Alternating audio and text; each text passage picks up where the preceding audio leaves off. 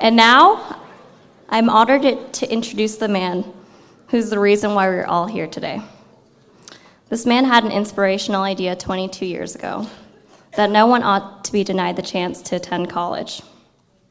And thus, the Mitchell Scholarship was created. Senator Mitchell has been an incredible inspiration to me. And whenever I find something challenging, whether it's adding on another surgical case or mustering the energy to check in on a patient instead of going straight home, and I think, I can't do this anymore. I don't have it in me. I think of him. I think of all of his unbelievable accomplishments. And you know them all. Thanks to him, we have peace in Northern Ireland, we have more transparency in baseball, and we have a role model for how politicians in Washington can work together. After all that he has accomplished, the rest of us can only try our hardest to catch up. Thank you for everyone for your support of his vision. Thank you, Senator Mitchell, for everything that you've done for the students of Maine and citizens of the world.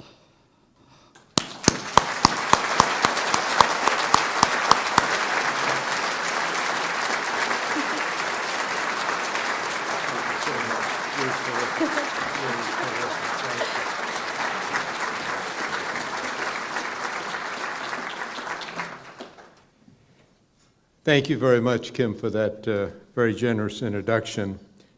And it leads me to begin by asking if any of you had any doubt at all about coming here this evening, having heard Kim and Elliot. You have to be convinced this is a worthwhile program.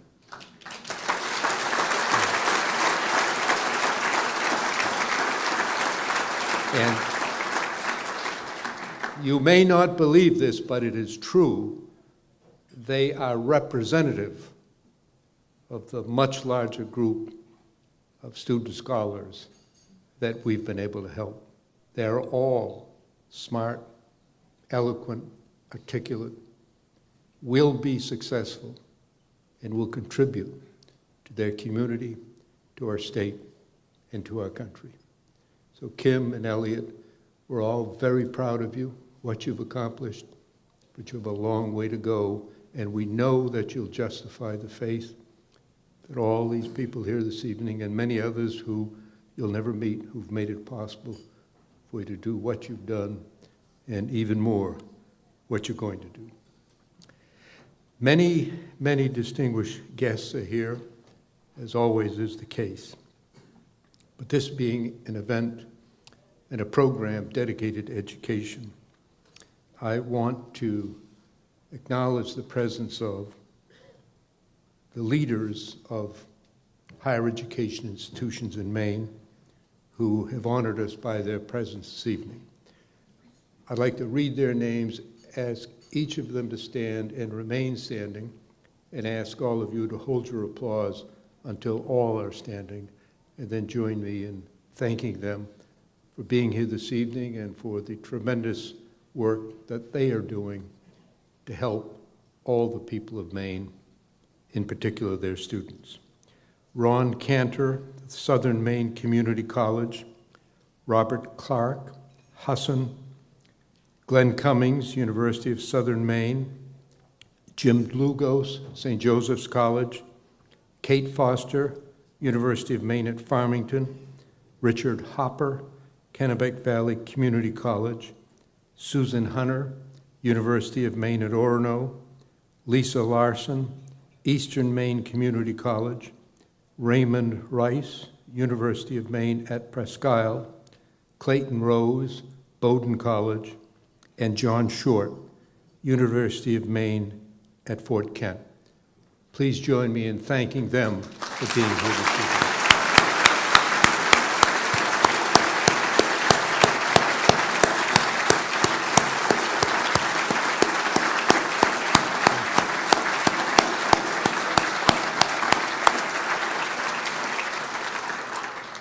They are all outstanding.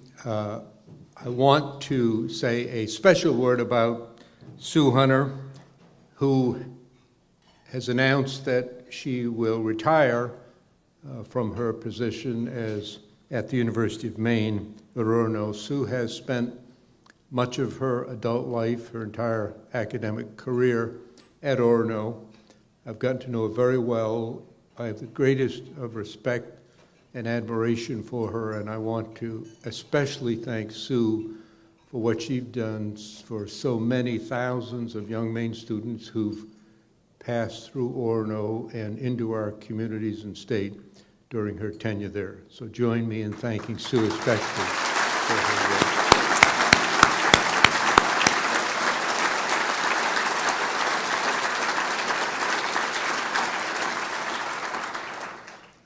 I want to thank two groups who play such a crucial role in the work of the Institute and in our scholarship program. Our staff, small but outstanding, headed by Meg Baxter, who you've met, are here, and I ask them all to stand, please, and be recognized and receive our admiration and gratitude. Thank you very much.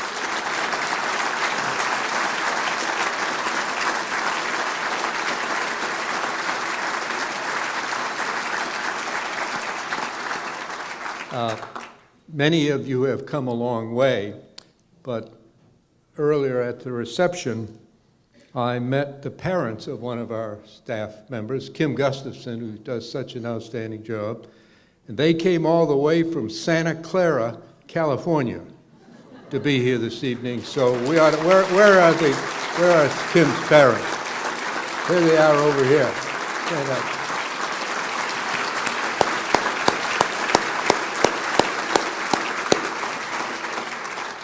We thank you for Kim, and we expect you to go back to California and tell them how nice and warm and welcoming the people of Maine are. Thank you. Thank you.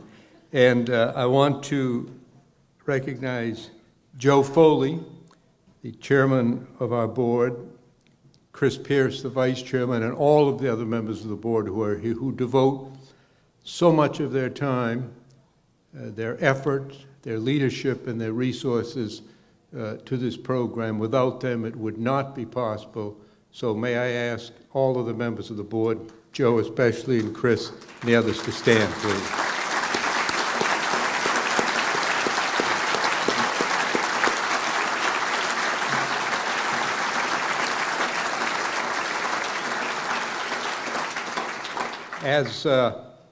As we milled around before coming into dinner, I was asked several questions, and always included among the questions I'm asked at public events in these interesting political times is, do I miss serving in the Senate?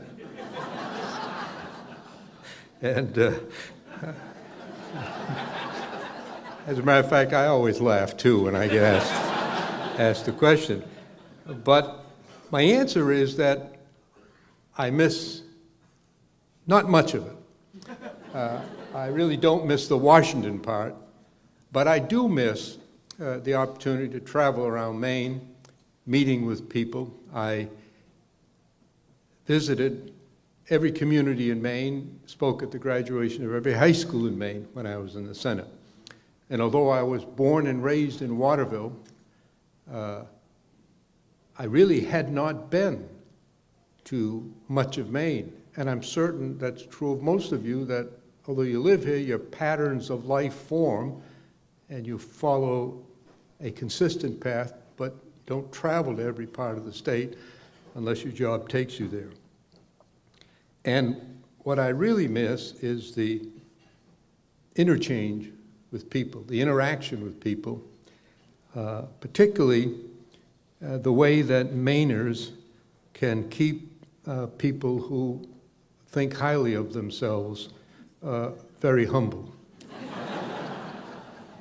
This past summer, I spoke at several events in Maine, in particular supporting libraries, which I think are still an essential part of our society, although they face a lot of tough competition. And one of them was in the small town of Brooksville, not far from Blue Hill. And the event was held in a barn, a a barn on a commercial farm, quite large. Any of you from that part of the state will recognize the name of Dave's Folly Farm. And it's a working farm, and it sells products. And on hanging from the limb of a big tree in front, there are 3 signs that advertise the special products on sale that day. And as I got there, there was quite a large crowd, several hundred people in this barn. I encountered one of the many smart alecks that exist in our state. And this guy said to me as I entered the room, he said, Senator, he said, you see that sign up there advertising the products for sale? I hadn't seen it before. I looked up. I said, oh, yes, I do. And it read, lamb, pork, manure. He said, we're not much in doubt about what product you're endorsing here today.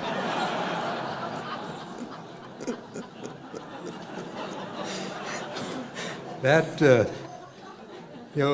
reminded me of a couple of stories I told years ago. True stories about when I started out in politics. I was not well known, and I made a strenuous effort to travel to every part of the state to meet people. And I'd been in office only a short time. I was appointed, so I really was unknown. And I spent a week traveling in a rural area in central Maine, not too far from Waterville. And I was in the town of Sydney, and there's a group of dairy farms there.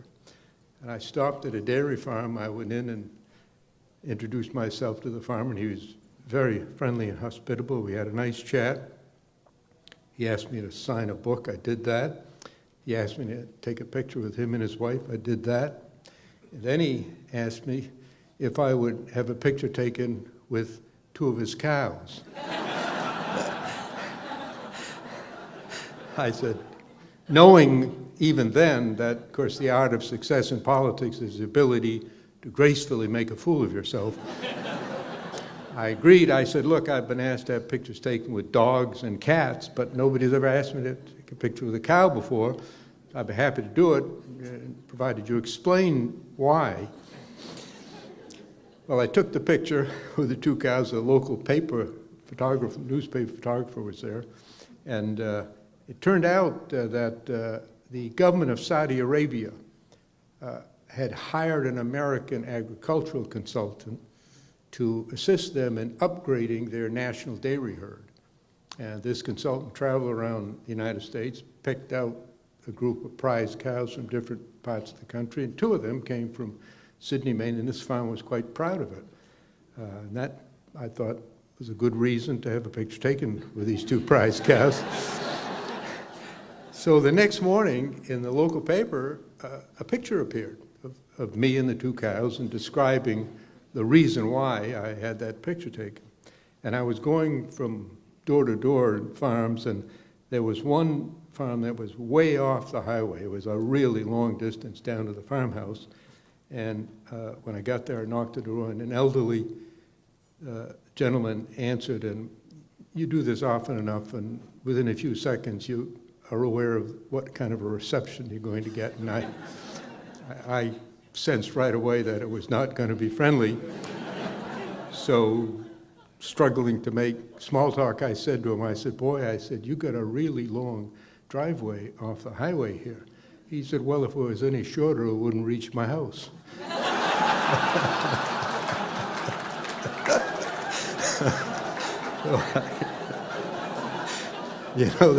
There's a lot of wisdom in small town, man.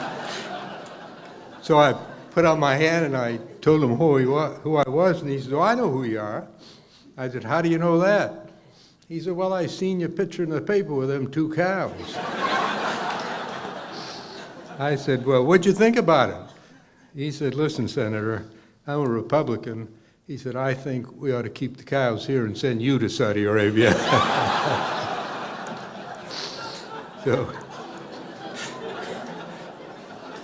So it's nice to be back.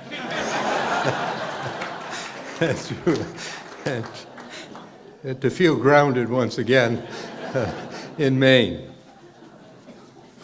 I want to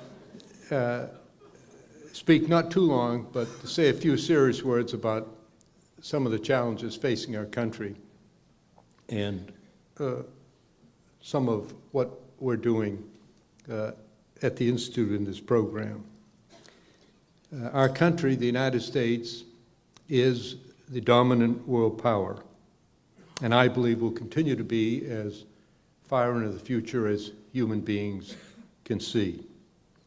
Our economy is by far the largest and strongest, and our military is the most powerful ever assembled on earth.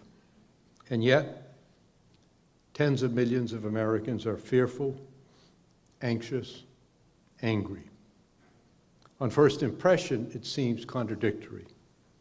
But in fact, what is happening in the United States today has happened often in other societies in history. In times of rapid transition, fear and anxiety are commonplace. The Industrial Revolution began in England 250 years ago. It was regarded by most historians, and I think the verdict still holds, as one of the great turning points in human history. The invention of machines that replaced men in manufacturing created the prospect of widespread unemployment. There was fear, resistance, upheaval, violence. But over the course of the century that history marks as the period of the Industrial Revolution, there also was a dramatic increase in innovation and in productivity. So although many jobs were lost, many more were created as new products, new services, and new businesses raised the standard of living of the entire society.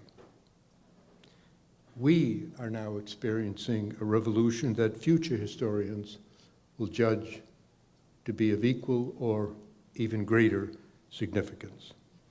It results from the interactive effects of rapid technological development alongside a dramatic increase in the movement of people, goods, and services across national borders. As with most revolutions, it has produced both beneficial and harmful results. On the plus side, the lives of billions of people have been extended and enhanced. Many of them, hundreds of millions, have been lifted out of poverty, and an unprecedented amount of wealth has been created in the world. On the negative side, rapid population growth has meant crushing poverty and the absence of hope and opportunity for new billions. And most of the new wealth has increasingly been concentrated in a few at the very top, not distributed through the whole society. And as a result, many millions of our fellow Americans feel that they are victims, not beneficiaries, of the current revolution. And they're fearful and they're angry. In the 2016 political campaign, both parties contributed to the perception, now widespread in our country, that all job losses are the result of trade agreements. No doubt trade agreements do cause some job losses, and as a society we must work harder to prevent and mitigate the pain and the loss that result. But in fact, in historical fact, the vast majority of job losses are caused by innovation, the creation of new products and new services. And that is especially true in a dynamic free market economy like ours. There once was a small but thriving industry in New England in which many men were employed in the manufacture of stagecoaches. Today, there's not a single person employed in America in the manufacture of stagecoaches and horse-drawn carriages. No rational person could argue that the country is worse off because the motor vehicle was invented. But for the men who lost their jobs when that industry disappeared, for their families, and for the largely small towns in which they lived, the pain and the loss were real, and there was no mechanism to mitigate it or to help them. Similarly, there was along the coast of Maine all the way down the coast of New England, once a thriving industry in which many thousands of men were employed on sailing ships that crisscrossed the oceans of the world in search of whales, because whale oil was in demand. No rational person would argue that when human beings discovered that oil just below the surface of the earth was more plentiful, cheaper, and more effective than whale oil, that our world is not better off. But for the thousands of men who suddenly, in what in history was the blink of an eye, lost their occupation and their income, their loss was real. We must work hard to improve future trade agreements and to mitigate the adverse effects of the job losses that do occur. We cannot, as a society, look the other way when so many of our fellow citizens are harmed through no fault of their own, but rather by actions and forces beyond their control. However, we cannot succeed as a society by stifling innovation, by denying science, by building walls, or by trying to return to a mythical past. To the contrary, we must embrace the future. We must harness to our benefit the change that is inevitable. We must devise policies that make available to everyone the opportunities and benefits that come from science, technology, and increased trade. Every society on earth, including and especially ours, is now wrestling with this very difficult problem. And as we address it, we must keep in mind many historical realities. Among them, I'll mention just a few. First, since Franklin Roosevelt, almost every American president has encouraged increased trade as an important part in building alliances in support of peace, stability, and prosperity. The institutions created under the leadership of the United States after the Second World War, NATO, the European Union, the United Nations, and others, have been remarkably successful in preventing a Third World War and encouraging stability and prosperity in Europe and Asia. The second reality is that jobs are being created rapidly in the industries of the future, like technology and renewable energy, even as they decline in the industries of the 20th century. As surely as oil and natural gas replaced whale oil, as surely as motor vehicles replaced horse-drawn carriages, as surely as harvesters and combines replaced farm workers, solar and renewable energy will replace our carbon-based economy, although it will take a very long time, a long period of transition, through which we are just now beginning to move. Third, on average, history tells us that the higher the level of one's education, the higher the level of income. Over several decades, the numbers have held firm.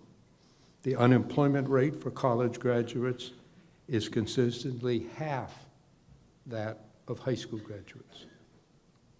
And the unemployment rate for high school graduates, in turn, is half that of those who don't complete high school. Neither I nor anyone else has the full answer to these issues, but I think whatever it is, it must be based on the primacy of education. Simply put, we need more and better education. Most of us were raised in a society in which education was understood to take place during a fixed period of formal schooling, generally between the ages of 5 and 25.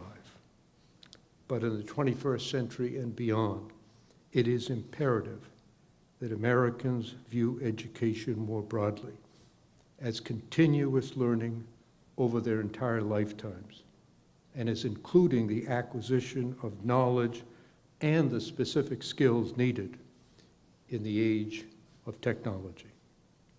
In higher education, we cannot succumb to a false choice, an unnecessary choice between the liberal arts and technology. Both are essential. In our parents' lifetimes, large numbers of Americans worked their entire lives in a single job. That started to change in our lifetimes. And that change will be complete in the lifetimes of our children. Most people will not work their entire lives in just one job.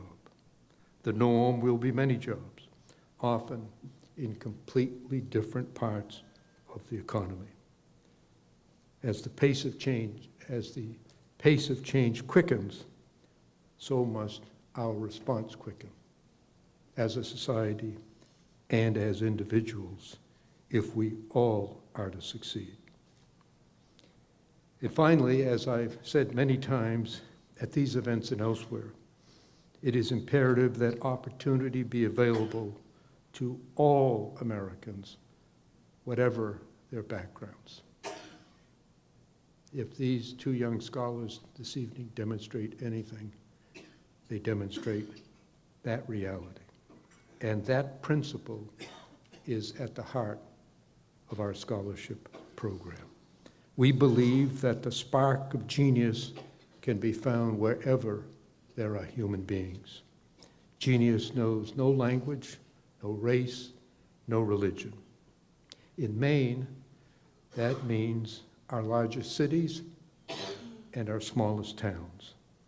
We don't know precisely who, but we're certain that among the 3,000 young Mainers you've helped to graduate from college, there are men and women like our two scholars this evening and others present in the room who will make their communities and our country better and safer. Yesterday, in a powerful speech in New York, former President George W. Bush talked about what he called the dynamic effect of immigration on American society. Those of you who were here last year recall that I spoke at length about immigration last year. I'm not going to repeat myself, but I've talked about the subject around the country, and I've found that people are most moved by real-life stories. So I want to close with one story that means a lot to me. It's the story of a man that I call the real George Mitchell. It began in a village in the mountains of Greece where a boy named Savas Paraskevopoulos worked as a goat herder. He had no education, but he was smart and ambitious, and he wanted wider opportunities, so at the age of 20, he emigrated to America. He found work on construction of the railroads that were being built to span our large continent. He was a good worker, and each week he was paid well. Then one payday, the paymaster said to him that his last name was too hard to spell and too hard to pronounce, And if he wanted to keep his job and keep getting paid, he had to get a shorter name. So Savas asked the paymaster, "What's your name?" "Mike Mitchell," the paymaster replied. "Well then," Savas said, "from now on, my name is Mike Mitchell." And so it was. Soon young Mike wanted to settle down and he moved to Texas. There he opened a shoe shine shop. One day he read in a small local Greek language newspaper an article and saw a photograph of a beautiful young girl in Florida. So he traveled there, met and courted her, and soon he got her to marry him. They had a son, and they named him George Mitchell, in Galveston, Texas. Like his father, young George was smart and ambitious. He went to college. He became an engineer. He entered the oil and gas business. He was a brilliant businessman and became extremely wealthy. 25 years ago, the United States imported most of the oil it consumed from the Middle East. 8 American presidents pledged to make the United States energy independent. But it didn't happen until George Mitchell got involved. After years of study, analysis, trial and error, he invented, conceived, and created the practice that has become known as fracking and related drilling concepts. And as a result, the United States has become the world's largest producer of natural gas and soon will be the largest producers of oil as well. You may favor or oppose fracking, and the consequences that flow from it are both positive and negative. But no one can deny its profound effect on our economy and on the world. The son of an uneducated goat herder from Greece who worked shining shoes did what 8 American presidents could not do. I first met him when he called me to jokingly complain that he was receiving a lot of my mail. I told him I wouldn't mind getting some of his,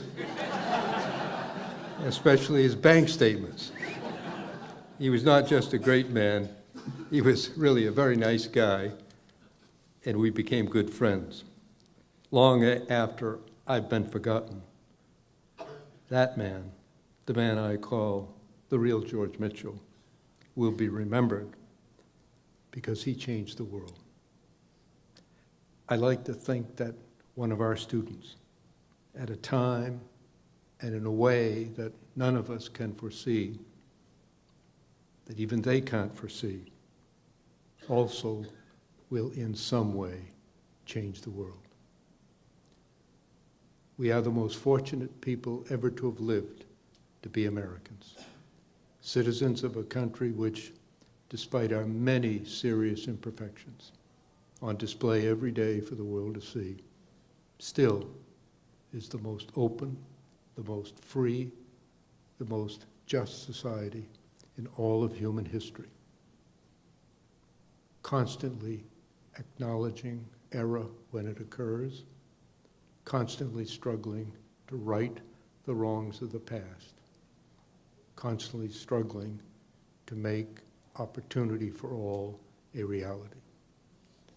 We must, in the future, raise our actions to the level of our aspirations. Thank all of you for helping to make this program possible to help these great young scholars. Thank you very much.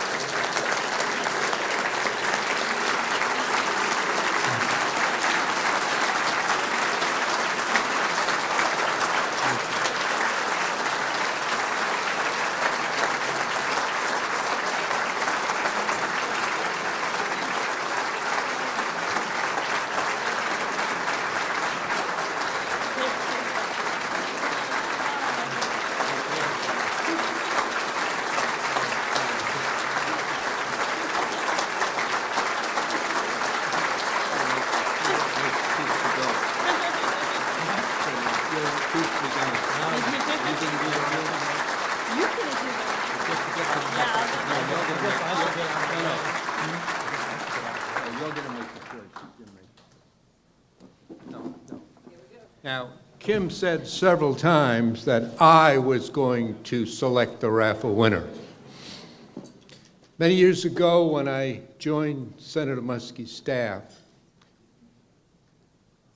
he said to me, one of your jobs will be selecting the postmasters in every small town in Maine. Back then, senators chose the postmaster. I said, well, that's a really important job. Why do you want me to do it? He said, because the person who does it will gain 1 friend and 29 enemies. He said, and I'm running for office and you're not. So, Kimberly, you're about... Yeah, that's right.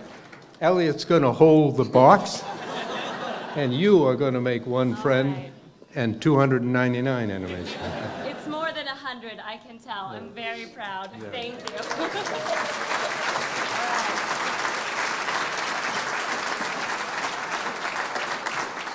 right. You read it off. It's all yours. Anne and Keith Cloutier? Yeah? Where are you? I don't know. Woo! They're in that back corner.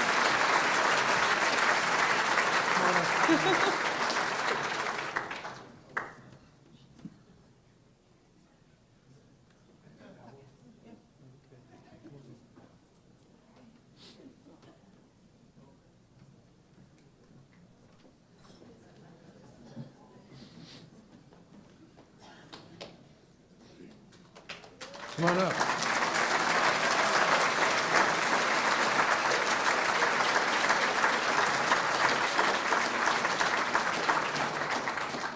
Congratulations. Thank you very much. Don't thank me, thank Kimberly. Thank you. Good luck. You don't have to make the choice now, but Good, have a 'cause it'll great, take some thought. have a great trip. Thank you very much. And the only thing that comes with it is next year you've got to buy at least 2 more of these. Thanks. Bye-bye. Is that it? Oh, yeah, let me get a picture. Thank you.